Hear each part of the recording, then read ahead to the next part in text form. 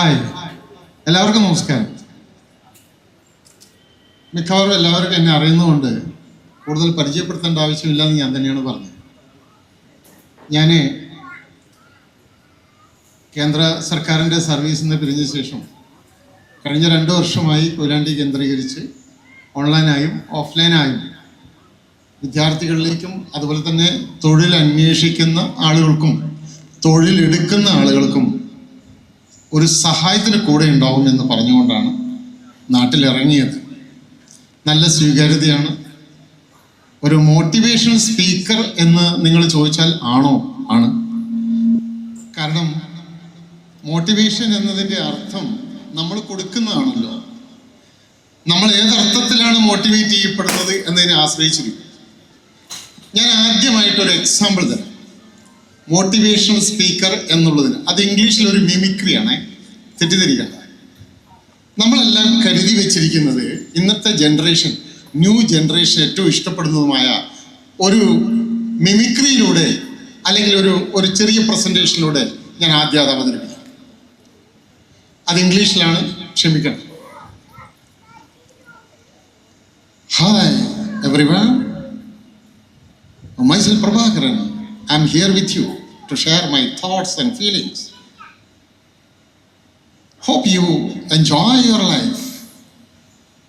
Have a nice time. Today we will have an interaction on what you are. Am I? I am. What am I? I am nothing. I am nothing but an individual. It is normally, as any individual can become a great person.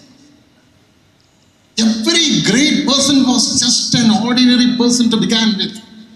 Realize, my friends, realize the fact that every individual was just an ordinary person. Take an example, Dr. APJ Abdul Kalam, born as a normal individual in India, in a seashore area, become a great scientist, well-known person. So you can understand that every ingredients to become a great person is there within any individual, any born baby. So my point is, if you want to become a great individual, it is you to decide. It is you to decide. You may say that there is no time where I can spend time. It is the busiest person who can spare sometimes because he knows the value of the time. So you to spare and share your values with the time. Where you want to stick on, where you want to do it. My dear friends, every individual is having every ingredients to become a great person. Someone may throw bricks at you. Someone may throw bricks at you, but use the same bricks to lay foundation for you. You know, my dear friends, I don't know, am I? Who am I? It's a question. Who am I is the question.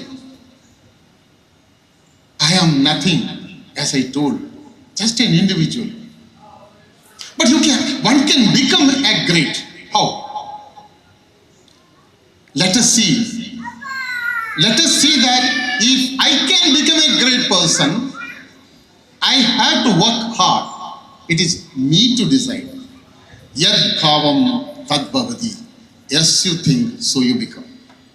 Think yourself as a greatest achiever of your lifetime.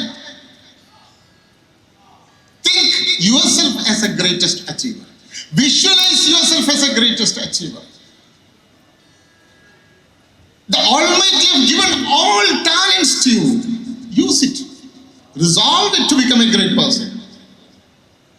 My dear friends, I excel. Every moment of my life, an enchanting experience and an everlasting thrill to become a great person. If I am utilizing my time, an enchanting experience, and every limb of my body is worth the lakhs, friends. So I have to utilize my capacity to become a great individual. Thank you, dear friends. ഇതാണ് ഒരു traditional way of motivation. ഇതെന്തുകൊണ്ട് അവതരിപ്പിച്ചു എന്ന് ചോദിച്ചു കഴിഞ്ഞാൽ, ഇങ്ങനെയുള്ള എത്രയോ സ്റ്റേജുകൾ 2023 ശേഷം ഞാൻ വിവിധ കലാലയങ്ങളിലും ക്യാമ്പസുകളിലും ഞാനും എൻ്റെ ചെറിയ സമയങ്ങളിൽ ചെയ്തിട്ടുള്ളതാണ്, ഇപ്പോഴും ചെയ്തുകൊണ്ടിരിക്കുന്നത്. ഇത് ചെറുപ്രായക്കാരായ ആളുകളെ കയ്യിലെടുക്കാനുള്ള ഒരു മാസ്മരിക വിദ്യ. അപ്പോൾ കൗമാരക്കാർ സ്കൂളുകളിൽ ഉണ്ടാകുമ്പോൾ നമ്മൾ അവരെടുത്ത് പോകുന്നു, പ്രഭാകരൻ PM മോട്ടിവേഷൻ സ്പീക്കർ വരുന്നു എന്ന് പറയുന്നു, അങ്ങനെ ഒരു ബിൽഡപ്പ് ചെയ്യുന്നു. ആ ബിൽഡപ്പിലൂടെ നമ്മൾ അവരെ അങ്ങ് ആകർഷിക്കും. എന്നാൽ പതിവിന് വിപരീതമായി നമ്മൾ ഇന്നൊരുക്കിയ ചെറിയ സദസ്സിന് വലിയ അർത്ഥങ്ങൾ കൊടുക്കാനാണ് ഞാൻ ആഗ്രഹിക്കുന്നത്. ആലോചിച്ച് നോക്കിയപ്പോഴേ ഞാൻ 2 വർഷം മുമ്പ് ഈ കൊയിലാണ്ടി മുനിസിപ്പാലിറ്റി ഏരിയയിലെ കർഷകരെ തേടി ഞാനൊരു അന്വേഷണം നടത്തി. എനിക്കിഷ്ടപ്പെട്ട കുറച്ച് കർഷകരെ ഞാൻ സെലക്ട് ചെയ്തു. ഇതുപോലൊരു വേദി സംഘടിപ്പിച്ചു. മുത്താമ്പിയിൽ വെച്ച് ആ കർഷകരെ ആദരിച്ചുകൊണ്ട് ഒരു മോട്ടിവേഷൻ സെഷൻ ഉണ്ടാക്കി. അതിൽ നിന്ന് ഞാൻ ഒരു കാര്യം മനസ്സിലാക്കി. ഈ മോട്ടിവേഷൻ സെഷനും നമ്മൾ നടത്തുന്ന എല്ലാ പരിപാടികളും ഇത് ചെന്നെത്തുന്നത് ഒരു പ്രത്യേക തലമുറയിലേക്കാണ്. ആവശ്യക്കാർ വേറെയാണ്. കൗമാരക്കാർക്ക് ഇതൊന്നും ഒരു പ്രശ്നമേ അല്ല. അപ്പൊ എൻ്റെ മോട്ടിവേഷൻ സ്പീക്ക് ഇംഗ്ലീഷിൽ ഇപ്പൊ കേട്ട നിങ്ങളൊക്കെ കണ്ടുകൊണ്ടിരിക്കുന്ന മോട്ടിവേഷൻ സ്പീക്കിനും ഉള്ള കുഴപ്പം എന്താണ്? ഇത് പൊതുസമൂഹത്തിലെ കൗമാരക്കാരും അതുപോലെ യുവാക്കളിലേക്കും യുവതികളിലേക്കും എത്തിക്കാൻ കഴിയും. അവരെവിടെയാണ്? അവര് റീലിലോ മറ്റേതെങ്കിലും ഒരു വിഷയത്തിലോ കോൺസെൻട്രേറ്റ് ചെയ്തിരിക്കുക. അപ്പോ എനിക്ക് തോന്നി ഇന്നൊരു 10 സാമ്പിൾ വീണ്ടും എടുക്കണം. ആ 10 സാമ്പിൾ പുതുതായിട്ട് വീണ്ടും അവതരിപ്പിക്കണം. ഞാൻ ഒരു കാര്യം നിങ്ങളോട് തുറന്നു സമ്മതിക്കുന്നു. ഞാൻ എടുത്തിരിക്കുന്ന 10 സാമ്പിളുകൾ മോട്ടിവേഷണൽ സ്പീച്ച് എന്നതിനേക്കാൾ ഉപരി real life situation, 21st century skills, നൈപുണ്യ വികസനം എങ്ങനെ സാധ്യമാക്കും, അതിനെങ്ങനെ സമൂഹത്തിൽ നിന്ന് തന്നെ എക്സാമ്പിൾ എടുത്ത് സമൂഹത്തോട് ചൂണ്ടിക്കാണിച്ചിട്ട് നിങ്ങൾ നോക്കൂ, ഇവിടെ ജീവിക്കുന്നവരാണ്. അമേരിക്കയിലോ വിദേശത്തോ മറ്റേതെങ്കിലും രാജ്യത്തോ ഇന്ത്യയുടെ വിവിധ ഭാഗങ്ങളിലുള്ള എക്സാമ്പിൾ അല്ല, നമ്മുടെ ഇടയിലുള്ള മനുഷ്യർ ഇത്രയും ചെയ്യുന്നു എന്ന് നമ്മൾ തിരിച്ചറിയുന്നു. അങ്ങനെ ഒരു മോട്ടിവേഷൻ നമുക്ക് കിട്ടേണ്ടത്. എൻ്റെ മുന്നിലിരിക്കുന്ന PV മാധവൻ നായർ, അദ്ദേഹം ഞാൻ സ്കൂൾ പഠിക്കുമ്പോഴും സേവന രംഗത്താണ്. ഡോക്ടറെ കാണാൻ പോകണമെങ്കിൽ മാധവൻ നായർ വേണം പോകാൻ. മോർച്ചറിയിൽ പോയി ബോഡി റിസീവ് ചെയ്യാനും അദ്ദേഹം തന്നെ പോകണം. ഇപ്പോഴും പോകുന്നു. ഇന്നും ഇവിടെ ഒരു സംഭവം നടന്നാൽ PV മാധവൻ നായർ അവിടെ ഉണ്ടാവും, മോർച്ചറിക്കരുത്. അങ്ങനെ വരാതിരിക്കട്ടെ എന്നാണ് നമ്മൾ ആഗ്രഹിക്കുന്നത്. അദ്ദേഹത്തിന് പകരം ഒരു ചെറുപ്പക്കാരനോ ചെറുപ്പക്കാരിയോട് ഇതൊന്ന് പോയി നോക്കാമെന്ന് പറഞ്ഞാൽ അയ്യേ എനിക്ക് പറ്റൂല. നമ്മുടെ നാട്ടിലുള്ള വയോമിത്രം ഉൾപ്പെടെയുള്ള വിവിധ സംഘടനകൾ, സാമൂഹ്യ പ്രവർത്തനങ്ങൾ, പാലിയേറ്റീവ് സർവീസുകൾ തുടങ്ങി എല്ലാറ്റിനും ആളെ കിട്ടാനില്ല. ആർക്കാണ് ഈ ഉത്തരവാദിത്വം ഏൽപ്പിക്കുക? വലിയ ചോദ്യമാണ്. ഇന്നലെ എനിക്കൊരു ഫോൺ കോൾ വന്നു. 14-ന് നമ്മുടെ സർവീസ് സംഘടനയുടെ മീറ്റിംഗ് ആണ്. സാറിനെ ഞങ്ങൾ ഒരു ഔദ്യോഗിക സ്ഥാനത്തേക്ക് ക്ഷണിക്കുകയാണ്. ഞാൻ പറഞ്ഞു, ഞാൻ വളരെ ചെറുപ്പമാണ്, റിട്ടയർ ചെയ്തെങ്കിലും, അതുകൊണ്ട് നിങ്ങൾ മറ്റാരെങ്കിലും കണ്ടെത്തും. കാരണം എന്താ? പ്രായമായ ആളുകൾക്ക് ജോലി ചെയ്യാൻ കഴിയുന്ന ലാസ്റ്റ് സമയം വരെയും ചെയ്യട്ടെ, ധൈര്യമായി ഏറ്റെടുക്കുക. പക്ഷേ നമ്മൾ ചെയ്യുന്നത് സമൂഹം അറിയണം, തലമുറ അറിഞ്ഞിരിക്കണം. നമ്മൾ ചെയ്യുന്നത് അവരോടൊപ്പം ഷെയർ ചെയ്യണം. ഇന്ന് നമ്മൾ അതിനൊരു ഉദാഹരണമായിട്ട് വളണ്ടിയേഴ്സിനെ നമുക്ക് വേദിയിലേക്ക് ക്ഷണിക്കാം. പോയിട്ട് കൂട്ടിയിട്ട് വന്നു. എല്ലാവരും റെഡിയാണോ? സുഹൃത്തുക്കളെ, ഞാൻ ഇന്ന് യുവതലമുറയെയും നമ്മളോടൊപ്പമുള്ള തലമുറയെയും, അതായത് എൻ്റെ തലമുറ വാർദ്ധക്യത്തിലേക്ക് എന്ന് നമ്മൾ ഇംഗ്ലീഷിൽ പറയുന്ന സീനിയർ സിറ്റിസൺ, അത്രയേ ഉള്ളൂ അർത്ഥം. അതിന് വലിയൊരു അർത്ഥമൊന്നും കൊടുക്കുന്ന. ഞാനൊരു ചെറിയ നോട്ട് വായിക്കാം. വളരെ സിമ്പിൾ നോട്ടാണ് കേട്ടോ. കുട്ടികൾ വരട്ടെ, അപ്പോഴേക്കും അവരെക്കുറിച്ച് ഒരു ചെറിയ കാര്യം പറയാനുണ്ട്. ഞാൻ പല ശ്രമങ്ങളും നടത്തി നോക്കി ഈ ചെറുപ്രായക്കാരെ എങ്ങനെ നമ്മളിലേക്ക് എത്തിക്കാം. അതിന് യാതൊരു രക്ഷയില്ല, എങ്ങനെ ശ്രമിച്ചിട്ട് നടക്കുന്നില്ല. അവരെ വീട്ടിൽ ചെന്ന് കണ്ടു ഞാൻ. നിങ്ങൾക്കറിയാവുന്ന പോലെ പല വീടുകളിൽ ഞാൻ കയറി ഇറങ്ങി. പല വീടുകളിൽ ചില പേരൻസിനോട് പറഞ്ഞ്, സാറിപ്പം ഇന്നങ്ങോട്ട് വരണ്ട കേട്ടോ, മകൻ പെർമിഷൻ തന്നിട്ടില്ല കാണണമെങ്കിൽ.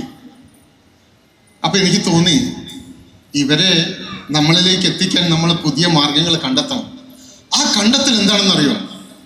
വിദ്യാഭ്യാസ പദ്ധതികളിൽ വരേണ്ട മാറ്റം, പഠന രംഗത്ത് വരേണ്ട മാറ്റം, കുടുംബത്തിൽ വരേണ്ട മാറ്റം, ഇതുകൂടി അഡ്രസ് ചെയ്താലേ ഈ പ്രശ്നത്തിന് പരിഹാരമുണ്ട്. അതിലൊന്നാണ് ജനിച്ചു വീണ കുട്ടിക്ക് മൊബൈൽ കൊടുത്തുകൊണ്ട് നമ്മൾ നടത്തുന്ന ഒരു പരിപാടി തുടർന്നു പോകുന്നു എന്നുള്ളതാണ്. ആ കുട്ടി സ്ക്രീൻ അഡിക്റ്റ് എന്ന പുതിയ ഒരു മാരാരോഗം നമ്മളെ ബാധിച്ചിരിക്കുകയാണ്. സ്ക്രീൻ അഡിക്റ്റ് എന്ന് പറഞ്ഞാൽ മറ്റൊന്നുമല്ല, മുഴുവൻ സമയവും രാത്രിയും പകലെന്നില്ലാതെ ഈ സ്ക്രീൻ നോക്കി റീൽ കണ്ടോ മറ്റെന്തെങ്കിലും പരിപാടികളിലോ ബിസി ആയിരിക്കും. Yes, please come, please come, get in. Yes, നമ്മളെല്ലാ പരിപാടിയിലും കുട്ടികളെ സ്റ്റേജിലേക്ക് ക്ഷണിക്കും. എന്നിട്ട് കുട്ടികളോട് പറയും, പ്രധാന ഗസ്റ്റുകളൊക്കെ നിങ്ങൾ സ്വീകരിച്ചിട്ട് അവർക്ക് പൊന്നാട അണിയിക്കാൻ വേണ്ടി നിങ്ങൾ എത്തിച്ചു കൊടുത്താൽ മതി, പൊന്നാട അവരെങ്കിൽ വേറെ ആൾ ചെയ്തോളൂ. അങ്ങനെ നമ്മൾ എന്ത് ചെയ്യും? കുട്ടികൾക്ക് എത്ര ചുരുങ്ങിയ ജോലി എങ്ങനെ കൊടുക്കാമെന്ന് ആലോചിക്കും. എത്ര ചെറിയ ജോലി എങ്ങനെ കൊടുക്കാം. ഇവരെ ഞാൻ ഒരു ദിവസം എൻ്റെ ഒരു ചെറിയ സെഷനിലേക്ക്, ഒരു വൺ അവർ സെഷനിലേക്ക് വിളിച്ചിട്ട് ഞാൻ ഇവരോട് പറഞ്ഞു, നമുക്ക് കുറച്ച് ബോയ്സ് ഉണ്ടായിരുന്നല്ലോ, രണ്ടുപേര് എത്തിയിട്ടില്ല. ഇതിൽ ഞാനിവിടെ പുതിയൊരു പ്രോഗ്രാം പരിചയപ്പെടുത്താണ്. ഇതിൻ്റെ ടേമൊക്കെ പിന്നെ നമുക്ക് മാറ്റാം. സ്കിൽ യുവ നെറ്റ്വർക്ക്, സ്കിൽ അപ്പ്, കഴിവ്, നൈപുണ്യം, അതിനെ അപ്പ് ചെയ്യുക, വികസിപ്പിക്കുക. പിന്നെന്താ? അതിനൊരു നെറ്റ്വർക്കിംഗ് ഉണ്ടാക്കുക. കൊയിലാണ്ടി താലൂക്കിൽ അല്ലെങ്കിൽ നമ്മുടെ ഈ നഗരസഭയുടെ കീഴിലെങ്കിലും നമുക്കൊരു കൂട്ടായ്മയിലൂടെ കുട്ടികളുടെ കഴിവിനെ കൂട്ടിച്ചേർത്തുകൊണ്ട് അവരുടേതായ സ്കിൽ ഡെവലപ്മെന്റ് പ്രോഗ്രാം നടത്തിയാൽ ഒരുപക്ഷെ അവർക്ക് വികസിക്കാനും ജോലി നേടാനും കഴിയും. അതുകൊണ്ടാണ് ചെറുപ്രായക്കാരായ ആളുകളെ തന്നെ സെലക്ട് ചെയ്തത്. ഇതിൽ കൊയിലാണ്ടിയിലെ യുവാക്കളെ കഴിവിലും നേതൃത്വത്തിലും മുന്നോട്ട് നയിക്കാൻ ലക്ഷ്യമിട്ട് ആരംഭിക്കുന്ന ഈ പ്രൊഫഷണൽ യുവ പ്ലാറ്റ്ഫോം എന്നതാണ് സ്കിൽ അപ്പ് യുവ നെറ്റ്വർക്ക് കൊയിലാണ്ടി. ഈ നെറ്റ്വർക്കിലൂടെ യുവാക്കൾക്ക് എന്തൊക്കെയാണ് നമ്മൾ ലക്ഷ്യമിട്ടിരിക്കുന്നത്? പ്രൊഫഷണൽ സ്കിൽസ് വികസിപ്പിക്കുന്നതിന് ക്രമബദ്ധമായി പരിശീലനം എന്ന് പറഞ്ഞാൽ മുനിസിപ്പാലിറ്റിയുമായും മറ്റുള്ള വിദ്യാഭ്യാസ സ്ഥാപനങ്ങളുമായി സഹകരിച്ച് ഇവരുടെ പ്രൊഫഷണൽ ഡെവലപ്മെന്റിന് വേണ്ട ട്രെയിനിങ് സെഷൻസ് അറേഞ്ച് ചെയ്യുക. പിന്നെ പരിപാടികൾ ആസൂത്രണം ചെയ്ത് നടപ്പിലാക്കുമ്പോൾ അവർക്ക് പ്രായോഗിക അനുഭവം കിട്ടണം. നിങ്ങൾ ഇന്നിവിടെ വെറും വളണ്ടിയറായിട്ട് വന്നു പോയാൽ പോരാ. NSSന്റെ വളണ്ടിയർമാരെ സർക്കാർ പലപ്പോഴായി വിളിക്കാറുണ്ട്. NSSന്റെ ജോലി കഴിഞ്ഞ് നിങ്ങളോട് പറയും, ഒരു സർട്ടിഫിക്കറ്റ് നിന്ന് നിങ്ങളോട് പോകാൻ പറയും. പക്ഷേ അതിലൂടെ നിങ്ങളുടെ ലീഡർഷിപ്പ് ക്വാളിറ്റിയോ സേവന മികവോ അല്ലെങ്കിൽ സമൂഹത്തോടുള്ള കടപ്പാടോ ഒരു വാല്യൂ സിസ്റ്റമോ ഡെവലപ്പ് ചെയ്യുന്നതിന് കഴിയാതെ ഓരോന്നും ഓരോ പ്രവൃത്തിയും അറ്ററ്റ് പോകുന്നത് കൊണ്ട് സമൂഹത്തിന് കൂട്ടായോ പ്രവർത്തനങ്ങൾ നടക്കാത്തതുകൊണ്ടും ഇവർക്കൊന്നും സമൂഹത്തിൽ ഒരു സ്ഥാനവും നമ്മൾ കൽപ്പിച്ചു കൊടുക്കാത്തതും നമ്മുടെ പ്രശ്നം തന്നെയാണ്. കളിക്കാനുള്ള പ്ലേ ഗ്രൗണ്ടുകളില്ല, സ്പോർട്സ് ക്ലബ്ബുകളില്ല, ആർട്സ് ക്ലബ്ബുകളില്ല, ഒരു ഫുട്ബോൾ ഗ്രൗണ്ടോ അല്ലെങ്കിൽ ഒരു ഓപ്പൺ ജിം സിസ്റ്റമോ ഇവർക്കായി നമ്മൾ ഒരുക്കുന്നില്ല. പദ്ധതികൾ വരുമ്പോൾ ചെറുപ്രായക്കാരെ കൗമാരക്കാരെ നമുക്ക് മുന്നിൽ നിർത്തിക്കൊണ്ട് അവർക്കുള്ള പദ്ധതി തുലവും വിരളമാണ്. സാംസ്കാരിക കേന്ദ്രങ്ങൾ ഉണ്ടെങ്കിൽ അതിൽ അവരില്ല. കണ്ണു തുറന്ന് കാണണം, എന്തുകൊണ്ട് കൗമാരക്കാർ സമൂഹത്തിൽ ഇല്ല? ആരാണ് ഉത്തരവാദി? വീട്ടിൽ ഒരു ജോലിയും ചെയ്യണ്ട, കറക്റ്റ് അല്ലേ? പലർക്കും അച്ഛന്റെ ജോലി എന്താണ്? അച്ഛന്റെ ജോലി പ്ലംബറാണ്, ഇലക്ട്രീഷ്യനാണ് എന്ന് പറയാൻ തന്നെ മടിയുള്ള മക്കൾ. എല്ലാവരുമല്ല, അല്ലപ്പോഴും. തൊഴിലിനോടുള്ള മഹത്വക്കുറവ്, അധ്യാപകരുടെ അധ്യാപനം എവിടെയാണ് നഷ്ടപ്പെട്ടു പോയത്? നമ്മൾ മാർക്കിലാണ് പ്രാധാന്യം കൊടുക്കുന്നത്, ഗ്രേഡിലാണ് പ്രാധാന്യം കൊടുക്കുന്നത്. ഗ്രേഡ് കിട്ടിയവരെ ആദരിക്കുന്നതിൻ്റെ ഒരു വലിയ ചടങ്ങ് നടത്തുന്ന സമയത്താണ് ഞാനും നിങ്ങളും ഇവിടെ ഇരിക്കുന്നത്. പക്ഷെ നമ്മൾ ആലോചിക്കേണ്ടത്, A+ grade, full A+ grade കിട്ടിയ കുട്ടി ജീവിതത്തിൽ വിജയിക്കുന്നുണ്ടോ? അവരെവിടെയാണ്? അവർക്ക് എന്ത് പറ്റി? ഇന്ന് A+ വാങ്ങി ഈ സ്റ്റേജിൽ നിന്ന് ഞാൻ തന്നെ കണ്ടിട്ടുണ്ട്. കഴിഞ്ഞ ആഴ്ച, ഈ ആഴ്ച തന്നെ ഇവിടെ ഒരു A+ന്റെ ചടങ്ങ്. എന്ത് സംഭവിക്കുന്നു? ഈ A+ ഒക്കെ എവിടെ പോകുന്നു? വർഗബഹുജന സംഘടനയിലും വിദ്യാർത്ഥി പ്രസ്ഥാനത്തിലും വിദ്യാർത്ഥികളുണ്ട്. അവർ നാട്ടിലെവിടെ? അവരെവിടെ? എല്ലാ ക്യാമ്പസുകളിലും വിദ്യാർത്ഥി പ്രസ്ഥാനങ്ങൾ ശക്തമാണ്. നാട്ടിൽ ഇറങ്ങി പ്രവർത്തിക്കുന്ന ആരെങ്കിലും നിങ്ങൾ കണ്ടിട്ടുണ്ടോ? എവിടെ പോവുക?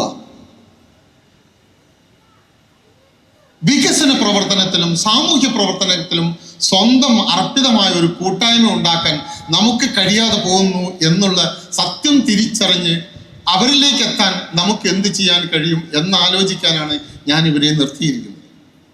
ഇതൊരു സാമ്പിൾ മാത്രമാണ്. ഇവർക്ക് വേണ്ടത് ട്രെയിനിങ് ആണ്. ഒരു കാര്യം പറയാം, 8ാം ക്ലാസ്സിൽ പഠിക്കാൻ നിങ്ങൾ എത്തുമ്പോൾ നിങ്ങൾ type writing, short hand, cycling, swimming ഇത്രയും പഠിച്ചിരിക്കേണ്ടതായിരുന്നു. അത് കഴിയാത്ത കുട്ടികളെല്ലാം കഴിവില്ലാത്തവരാണ് പ്രൊഫഷണൽ ഫീൽഡിൽ. ഞാൻ നേരത്തെ പറഞ്ഞ പോലെ അച്ഛനും അമ്മയും ഒന്നും ചെയ്യിപ്പിക്കാത്തതുകൊണ്ടും അഥവാ ഡാൻസ് ക്ലാസ്സിലോ ഡ്രോയിങ് ക്ലാസ്സിലോ പോകുന്ന കുട്ടികളോട് പറയും 8ാം ക്ലാസ് കഴിഞ്ഞാൽ പിന്നെ ഇതൊക്കെ നിർത്തിക്കോളണം, നിങ്ങൾ 9ലേക്കാണ് പോകുന്നത്, വല്ല സൈലത്തിലോ അല്ലെങ്കിൽ അതുപോലുള്ള ട്യൂഷൻ സെന്ററുകളിലോ പോയി കോച്ചിങ് എടുത്താൽ മതി, എത്ര പൈസ വേണമെങ്കിലും ഞാൻ തരാം, പക്ഷെ നിങ്ങൾ നമ്പർ 1 ആയാൽ മതി. ഏത് നമ്പർ 1? നീറ്റിൽ. നമ്മൾ ആലോചിക്കുന്നുണ്ടോ, നീറ്റ് എക്സാം എഴുതുന്ന കുട്ടികൾ വെറും 15-20% അല്ലേ? ഈ 80% എന്താണ് പാക്കേജ് സ്കൂളിലും കോളേജുകളിലും? ഈ 80% കുട്ടികൾ നമ്മൾ എന്ത് ചെയ്യുന്നു? ബഹുഭൂരിപക്ഷം കുട്ടികളെ കുറിച്ച് ചർച്ച ചെയ്യാൻ ക്യാമ്പസ് ഉണ്ടോ? അധ്യാപകരുണ്ടോ? ആ ചോദ്യം ഇവർ മുന്നിൽ നമ്മൾ വെക്കുന്നു.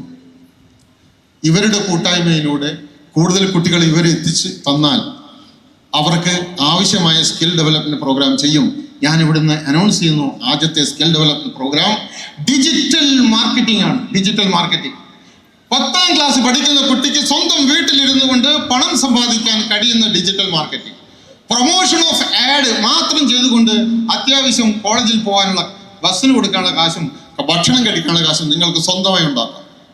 നിങ്ങൾ എപ്പോഴെങ്കിലും ചിന്തിച്ചിട്ടുണ്ടോ സ്വന്തമായി കാശുണ്ടാക്കുന്നതിനെ കുറിച്ച്? ഇല്ല. വീട്ടിന്റെ ബഡ്ജറ്റ് നമുക്ക് തരുന്നുണ്ടോ? ഇല്ല. അച്ഛനമ്മയുടെ ലോൺ എത്രയാണെന്ന് നമുക്കറിയുന്നുണ്ടോ? ഇല്ല. യാഥാർത്ഥ്യങ്ങളിൽ നിന്ന് മാറി നിന്നുകൊണ്ട് ജീവിക്കുന്ന ഒരു സമൂഹത്തിനോട് നോക്കിയിട്ട് നമ്മൾ പറയാണ്, ഈ യാഥാർത്ഥ്യത്തിലേക്ക് അച്ഛനമ്മനും കുട്ടിയെ ക്ഷണിക്കേണ്ടതായിരുന്നു. മോളെ, എൻ്റെ മൊത്തം വരുമാനം ഇത്ര, ഈ മാസത്തിൽ ബാലൻസ് ഇത്ര, ഇതുകൊണ്ടേ നമുക്ക് ജീവിക്കാൻ പറ്റൂ. അച്ഛൻ്റെ ഓഫീസിൽ എത്ര തവണ കുട്ടികൾ പോയി, അച്ഛൻ എവിടെ ജോലിക്ക് പോകുന്നു, ഇതറിയാത്ത കുട്ടികൾ മോർ ദാൻ 50%. എവിടെയാണ് നമ്മുടെ സമൂഹം നിൽക്കുന്നത്? അച്ഛൻ എന്ത് ജോലിക്ക് പോകുന്നു എന്ന് ചോദിക്കാൻ, അത് പോയി കാണാൻ കഴിയാത്ത അവസ്ഥയിലേക്ക് അവർ നമ്മൾ ഒതുക്കി. അല്ലെങ്കിൽ അച്ഛൻ വിളിച്ചില്ല, മോളെ നീ എൻ്റെ ഓഫീസിൽ വരണം, ഇന്ന് എൻ്റെ കൂടെ നിൽക്കണം, ഓഫീസിൽ ഞാൻ എല്ലാവരെയും പരിചയപ്പെടുത്താം. എവിടെയാണ് നമുക്ക് കൂട്ടായ്മയുള്ളത്? അപ്പോൾ സുഹൃത്തുക്കളെ, നമുക്ക് ഈ ടീമിനെ ട്രെയിനിങ് കൊടുത്തുകൊണ്ട് 8ാം ക്ലാസ്സിൽ നിങ്ങൾ ബേസിക് ലൈഫ് സ്കിൽസ് ആണെങ്കിൽ പിന്നെ നമുക്ക് സോഫ്റ്റ് സ്കിൽ വേണം, സർവൈവൽ സ്കിൽ വേണം. നിങ്ങൾ കൊച്ചിക്ക് പോകണമെന്ന് പറഞ്ഞാൽ സ്വന്തമായി ബസ് എടുത്ത് സേഫ് ആയിട്ട് എങ്ങനെ പോയി വരണമെന്ന് നിങ്ങൾ ആലോചിക്കണം. അത് നിങ്ങളുടെ കയ്യിലുണ്ടായിരിക്കും. അതുപോലെ സർവൈവൽ സ്കിൽ ഉണ്ടെങ്കിൽ നിങ്ങൾ എവിടെ പോയാലും ജീവിക്കും.